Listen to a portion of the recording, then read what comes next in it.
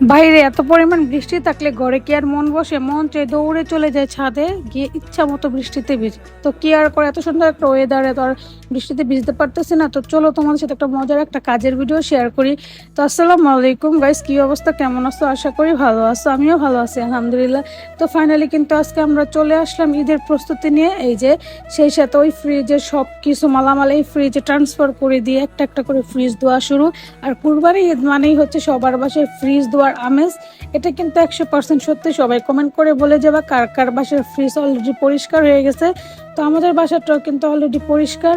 আর এমনিতে সচরাচর সবসময় ফ্রিজ পরিষ্কার আমার বাবাই করে। আর যে কাজগুলো আছে ওগুলো আমরা হাতে সাথে করে দেই, যেগুলো ফ্রিজে আসবাবপত্র আছে ওগুলো পরিষ্কার করে দেয়। আর ফাইনাল কাজটা কিন্তু আব্বুই করে, উনি খুব ভালো করে করতে পারে, এই জন্য আব্বুই করা হয়। তো যাই হোক, প্রথম ভিডিওটি স্ক্রিপ্ট নিতে পারি না, পরে মনে হলো যে না, সব কিছু তোমাদের সাথে শেয়ার করি।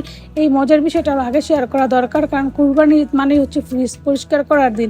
সে সাথে আমি কিন্তু পেয়ে গেছি গুপ্তধন, তোমরা কিন্তু অবশেষে দেখতে পাবা। এই যে একদম মিসাইল, যেটা বাংলাদেশের বিখ্যাত মিসাইল, যেটা দিয়ে যুদ্ধ করলে একবার ইরান ইরাক সব ধ্বংস হয়ে যাবে। যাই হোক, ফাইনালি আবার কিন্তু আমরা চলে গেলাম ফ্রিজ দেওয়ার কাজে। অবশেষে আব্বু কিন্তু ফ্রিজের ড্রয়ার থেকে আরো গুপ্তধন বের করছে। লেবুর যে দাম ছিল বাবারে বাবা, এই যে বাঙালির ফ্রিজ চিনার উপর 2 বছর আগের বড়ই, শুকনা বড়ই, এটা সেটা একদম ফ্রিজে থাকবে, মানে ফেলবেও না খাবেও না, সেই সাথে এগুলো রেখেই দিবে ফ্রিজের মধ্যে। তো যাই হোক, কার কার বাসায় এমন হয় অবশ্যই তোমরা কিন্তু কমেন্ট করে জানাবে। সে সাথে বসে বসে দুষ্টামি করতেছিলাম। যাই হোক, আস্তে আস্তে কথা বলতে বলতে কিন্তু আমাদের ফ্রিজটা প্রায় দোয়া লাস্টের দিকেই। পর আম্মু কিন্তু ওগুলো আবার আইনা দিচ্ছে আব্বুকে। তারপর আব্বু একটা একটা সেট আপ করতেছে। এর মধ্যে একটা ভুতুরে কাণ্ড, ফ্রিজের দরজাটা আস্তে আস্তে একবারে একাই লেগে গেছে। আমি তো পুরাই অবাক, এই যে হাসতেছিলাম। তো যাই হোক, এখন আবার বসে রয়েছি যে কখন আব্বু এগুলো নিয়ে আসবে। আর সবচেয়ে মজার বিষয় ছিল, ফ্রিজের মধ্যে কিন্তু আজকে মজার মজার কিছু আনকমন খাবার ছিল, এগুলা কিন্তু রান্না করে আমরা খেয়ে ফেলছি। জাস্ট তোমরা গেস্ট করে একটু পরেই দেখতে পারবা। এই যে আমার অভ্যাস, বরাবরই আম্মু রান্না করতে নিলে একদম বাটি হাতে নিয়ে দাঁড়ায় থাকি যে আম্মু আমাকে একটু দাও, আমি আগে দেখি চেটে কেমন হয়েছে। তো এটা ছিল কলা দিয়ে গরুর মাংস রান্না।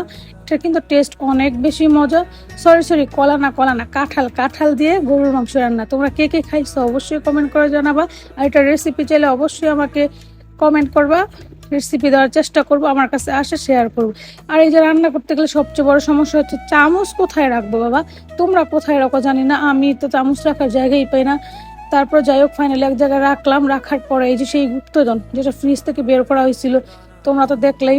তারপরে এগুলো আবার কেটে কুটে সুন্দর করে প্রসেসিং করে আমরা কিন্তু এই ঝড় বৃষ্টির মধ্যে ফ্রিজের কাজ করার পরে ফাইনালি সুন্দর একটা তৃপ্তি মজার খাবার খাইছি। তো যাই হোক, শেষে কিন্তু আমাদের ফ্রিজও পরিষ্কার হয়ে গেছে। তো আজকের মতো এই পর্যন্ত। যারা যারা এখন পর্যন্ত আমার পেজটা ফলো করে না অবশ্যই ফলো করে দিবা। এরকম সুন্দর সুন্দর ভিডিও পেতে অবশ্যই লাইক কমেন্ট শেয়ার করবে। আল্লাহ হাফেজ।